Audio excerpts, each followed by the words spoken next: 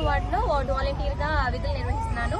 మాకు విషయం ఏంటో కూడా తెలీదు. సడన్ గా మీటింగ్ అన్నారు, రమ్మని చెప్పారు. మేము వెళ్ళేసరికి అక్కడ ఇంకా ఇలా రాజీనామా చేయండి అమ్మా అని చెప్పారు. ఒకవేళ మీరు ఇప్పుడు రాజీనామా చేస్తేనే నెక్స్ట్ ప్రభుత్వం వచ్చాక కూడా మీ జాబ్స్ ఉంటాయి, మీకు ఇంకా దీనికంటే మంచి బెటర్ లైఫ్ అనేది ఉంటుంది అని చెప్పారు.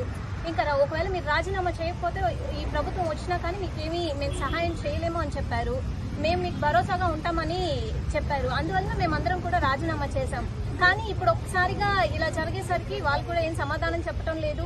ఇటు మా భవిష్యత్ అనేది పోతోంది. మెయిన్ ఏంటంటే చిన్నపిల్లలు ఉన్నారు. ఒక 5,000 కాదు, 5,000 మా పరిస్థితులకి చాలా చాలా ఇంపార్టెంట్. ఎందుకంటే మేము మధ్య తరగతి కుటుంబాల్లోంచి వచ్చిన వాళ్ళం. మాకు ఆ 5,000 కూడా ఎంతో ప్రీషియస్. ఎందుకంటే మాకు సొంత ఇల్లు అనేది లేదు, ఏం లేదు. మాకు ఇంటి బాడు కట్టుకోవడానికైనా కానీ వస్తున్నాయి కదా అన్న నమ్మకంతో మేము వెళ్ళి చేస్తూ ఉన్నాం. ఇలా జరిగేసరికి మేము చాలా ఇబ్బంది పడ్డాము.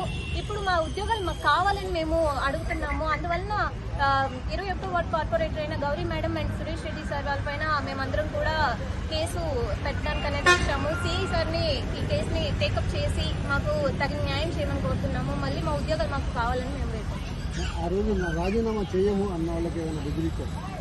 రాజీనామా చేయము అంటే ఒక మనిషి ఎదురుగా నించొని మీరు చేయండి అమ్మా అంటే ఇన్ని సంవత్సరాలుగా మేము వాళ్ళతోనే ఉంటూ ఉన్నాము కాబట్టి మాకు తప్పలేదు. ఆ క్షణం మాకు మొహమాటం ఎదురైందనమాట. ఎందుకంటే ఖచ్చితంగా చేయాలి అన్నట్టుగా అయిపోయింది.